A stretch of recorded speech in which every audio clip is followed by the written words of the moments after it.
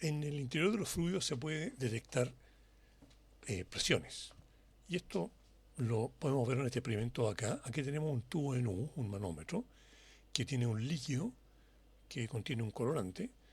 Y entonces aquí tengo aire en esta rama, acá también tengo aire.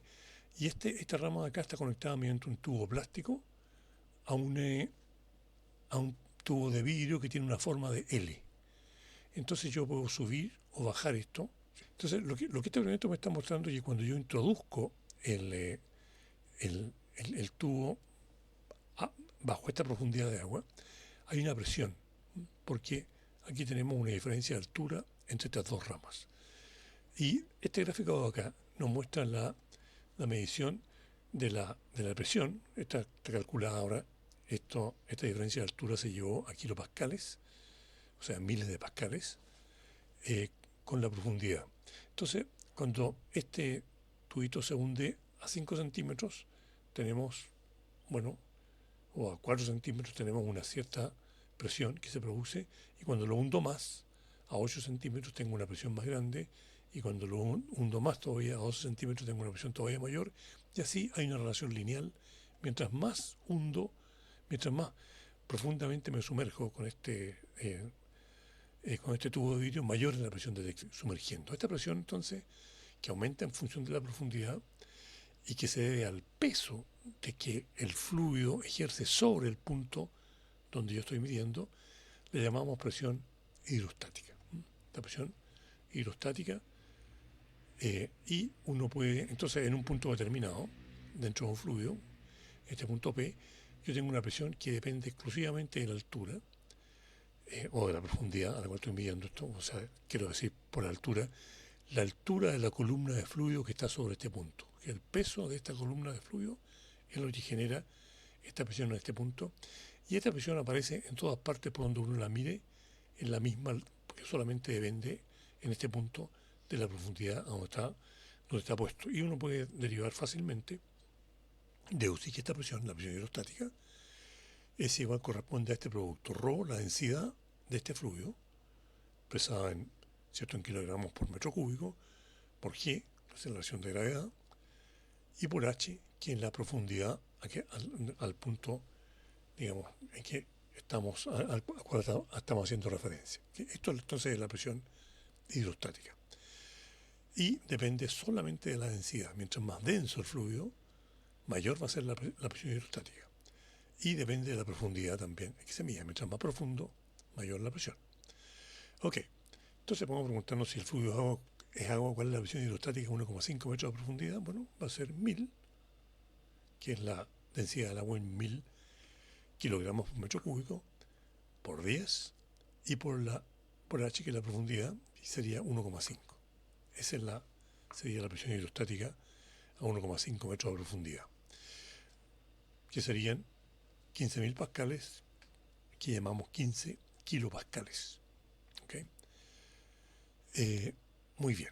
Ahora, el otro concepto importante, cuando pensamos en presiones dentro de fluidos, tiene que ver con lo que llamamos el principio de Pascal, que nos dice que la presión, cuando se ejerce externamente una presión sobre un líquido, en un cierto punto, esta presión se va a propagar en todas las direcciones.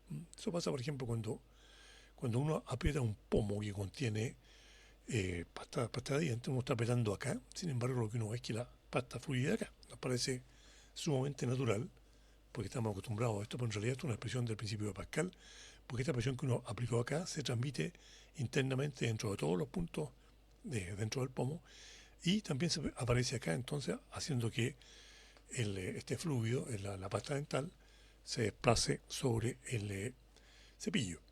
Y este principio se usa en muchas máquinas que tienen que ejercer, que se aplica acá.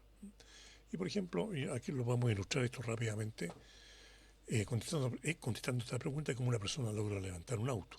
Imaginemos que yo tengo una máquina como esta, yo tengo un sistema que contiene un cierto fluido, un aceite, por ejemplo. Aquí hay un pistón móvil que se puede desplazar. Acá tengo otro pistón, pero este pistón tiene un área pequeñita y este otro tiene un área grandota. Entonces, cuando yo aplico aquí una fuerza, esta fuerza causa aquí una presión. Y esta presión hecha por esta fuerza se transmite igualmente en todos los puntos acá. O sea, aparece acá y aparece aquí y aparece también sobre el segundo pistón. ¿Okay?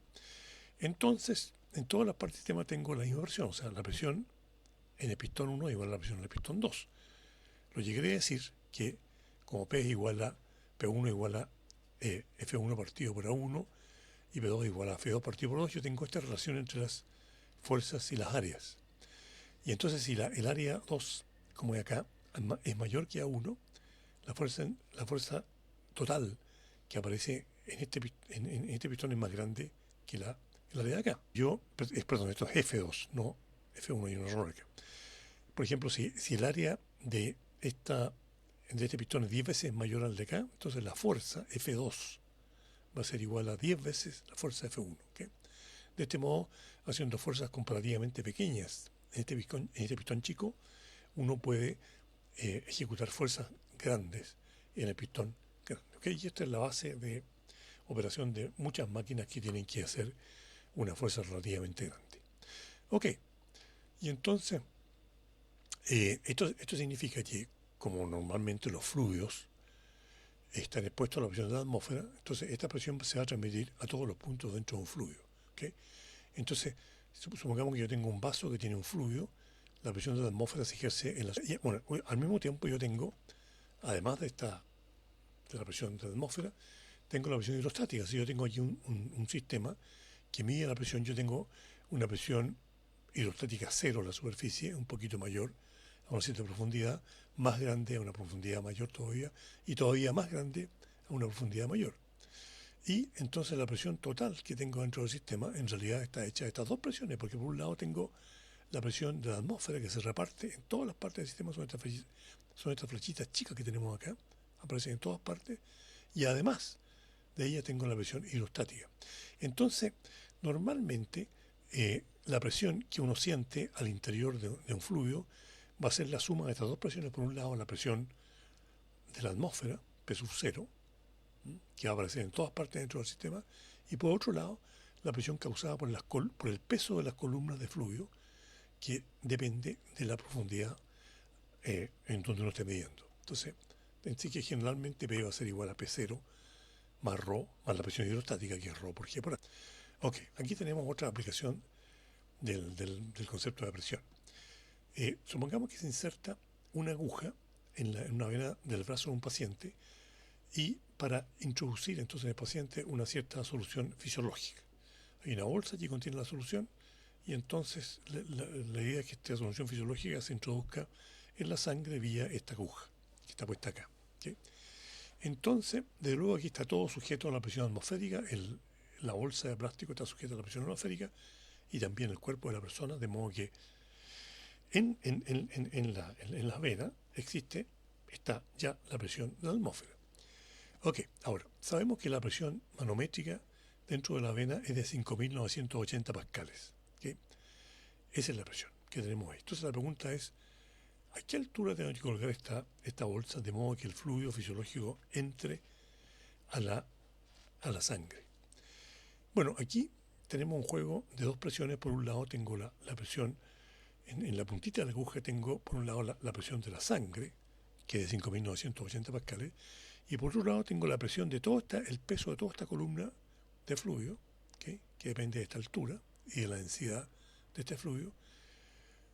Y entonces esas dos presiones se contraponen una con la otra. Si la presión causada por esto es mayor que 5.980 pascales, entonces el fluido va a penetrar en la vena y se va a repartir por la sangre. Si es menor, la sangre va a entrar para acá. Y si son iguales, bueno, vamos a tener una situación de equilibrio. Bueno, ¿cómo colgamos ahora la bolsa? Bueno, lo que necesitamos simplemente saber es que a partir de la situación de equilibrio es que las presiones son iguales. Vamos a partir por eso porque ese es el límite. ¿Okay?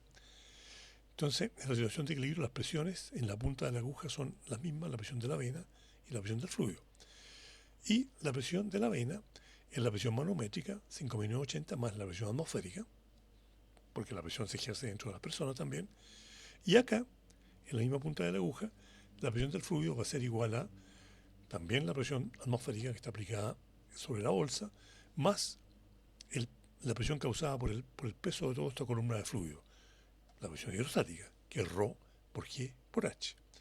Y entonces de aquí las presiones se me van y me queda, entonces yo de ahí puedo calcular H. Entonces me queda H igual a 5.980 pascales dividido por 1.050 kilogramos partido un metro cúbico, la densidad, por 10, que es la aceleración de gravedad, y eso me da 0,57 metros. O sea, cuando la altura de esta columna de fluido es de 57 centímetros, yo tengo una situación de equilibrio.